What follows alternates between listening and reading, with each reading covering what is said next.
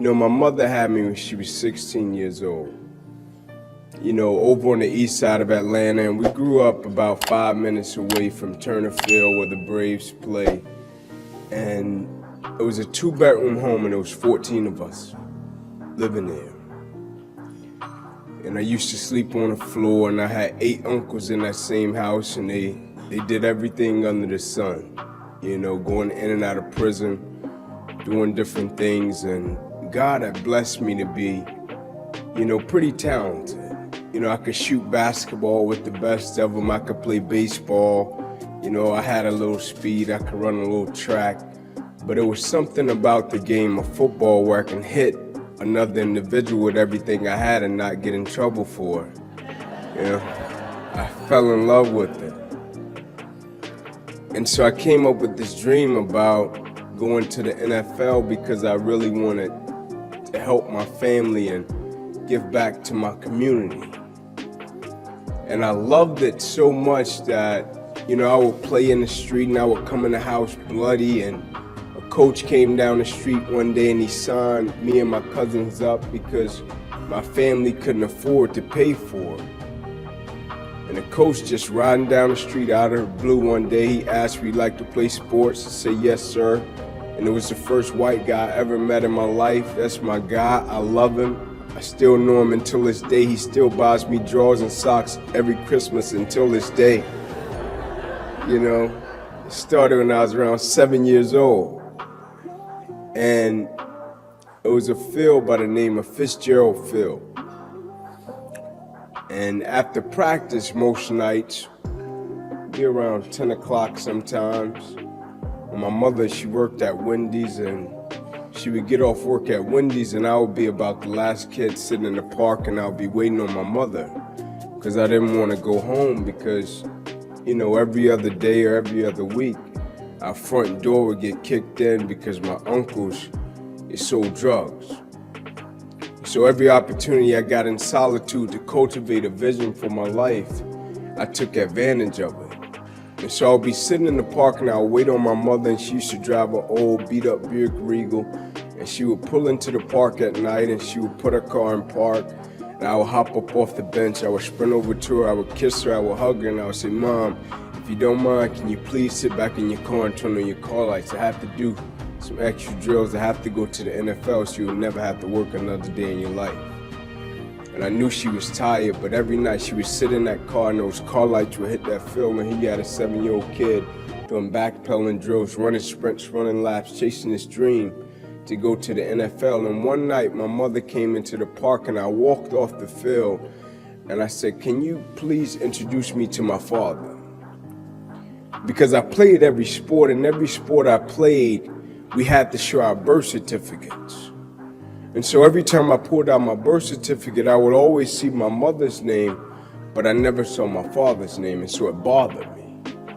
And so she said, sure. And so my first encounter with my father, I shook his hand. I said, hey, man, how you doing? He said, hey, little man. He said, man, I heard you could really play sports. I said, thanks. I heard you can, too.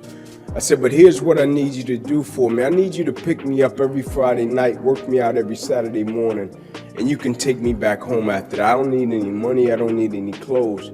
I just need to make it to the NFL so I can help my mother and my grandmother. Can you do that? He said, yeah, I got you. And so he picked me up one Friday night. The first Saturday morning, he shakes me. It's 4 a.m. in the morning. I wake up, I'm wiping the coal out of my eyes. He said, little man, you say you wanted it, right? I said, yes, sir. He said, get up. We're running 2 miles to this fire station, 2 miles back home. I said, okay, let's do it. And every Saturday it became like clockwork. We would get up, run 2 miles back. And so once I caught the rhythm, I said, man, one Saturday, I said, I'm gonna beat him out to the line. We had a line in the street where we were starting, so I ran out to the line and I'm waiting on him. It's about 4 o'clock in the morning. I'm standing there, and my father, he comes out of the garage. And so he walks by me and he busted a U-turn and he looked up at me. He said, son, I said, yes, sir. He said, I want you to pull that other person outside of you today. I said, yes, sir. And he walks by me again. He says, son, I said, yes, sir. He said, I want you to pull that other person outside of you today. I said, yes, sir. But in my mind, I don't see another person, and it's dark. So I really don't know what he's talking about, and I'm thinking he's trying to talk his way out of it. And so the third time he said, son, I stepped back. I said, listen, Dad, no disrespect. I said, but I don't see another person. I said, so I understand we have different lives and you have a job. And so if you're tired, I get it. You can go back in the house and you can go to sleep, but you're not stopping me from running to this fire station. I'm running to this fire station, whether you go or not. And he looked at me, and what he said to me, it pierced my heart in such a way. He said, son, what I'm trying to get you to understand is no matter how hard you work, there is somebody on the inside of you that works even harder.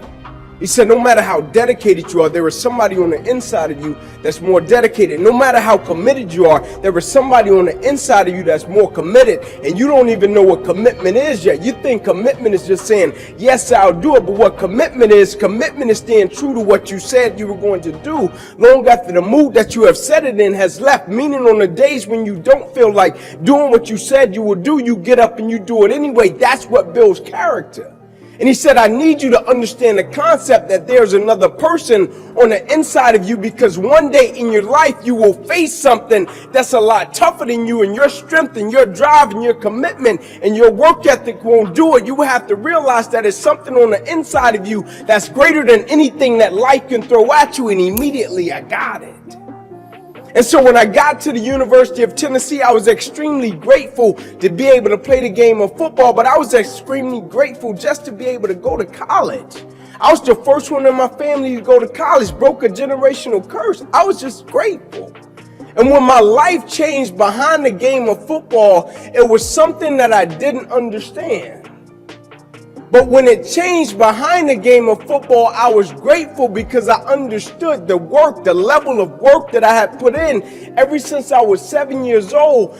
Football is something that's a blessing because it's a controlled setting. You can go out, have a bad practice, come back next week, have a good practice, make it up, have a bad game, come back, have a good game, make it up. It's a controlled setting. It allows you to build your character. So one day when you face a real life situation, you can reveal your character and what you're really made out of.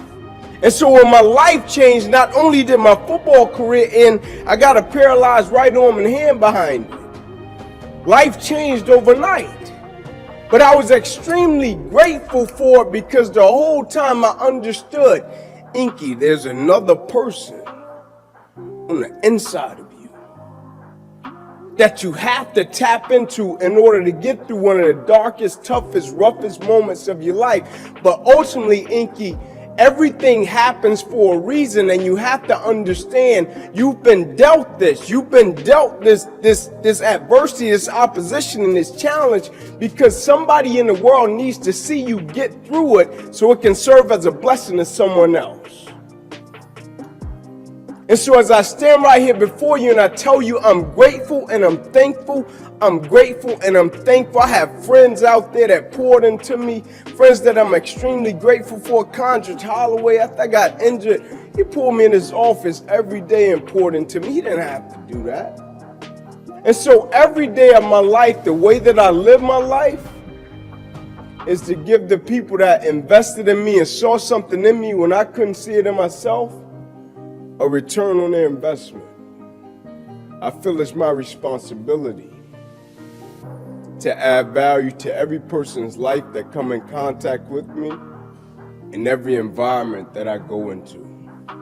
And so from the bottom of my heart, I thank each and every one of you in this room.